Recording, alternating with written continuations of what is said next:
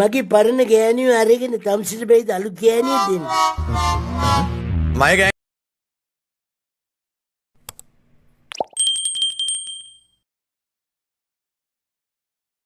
ගෑනියෙක් ඉන්නවා. ඒකිත් පරණයි. ගානක් කියනකො. මාත්‍යා ඒ ගෑණි රිදියෙන්ද අදලා තියනවා නැත්නම් පිත්තලෙන්ද අදලා තියනවා එහෙම නැත්නම් මේ රත්තරන්ද අදලා තියනවා අඩෝ රත්තරන්ින් ගෑනුවද නම් තොට දෙනවද උඹලා සල්ලි ගන්නවනේ කියපන් මේ පිස්සු දෙයක්ෝ මේ මල්ලි ඇන ගන්න තැනක් නැද්ද? ඇන ගන්න නේද?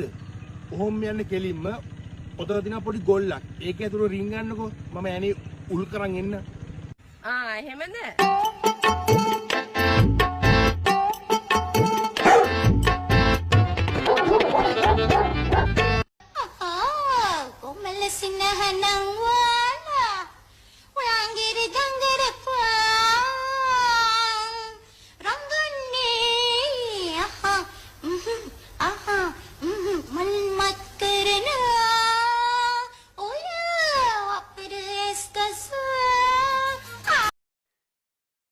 මට මොකක්ද දන්නවද වෙලා තියෙන්නේ?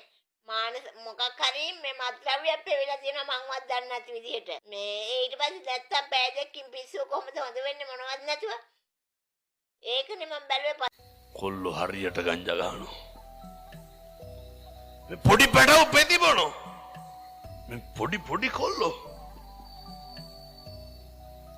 වඳුරබ මේවා නවතින්න ඕනේ.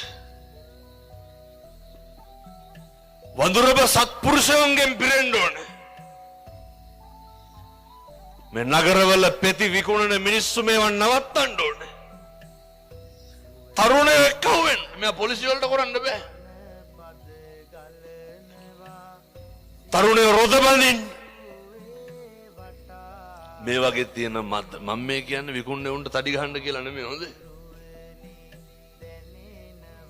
මේවා විකුණන මිනිස්සුන්ට කියන්නේ මේවා නවත්තන්න.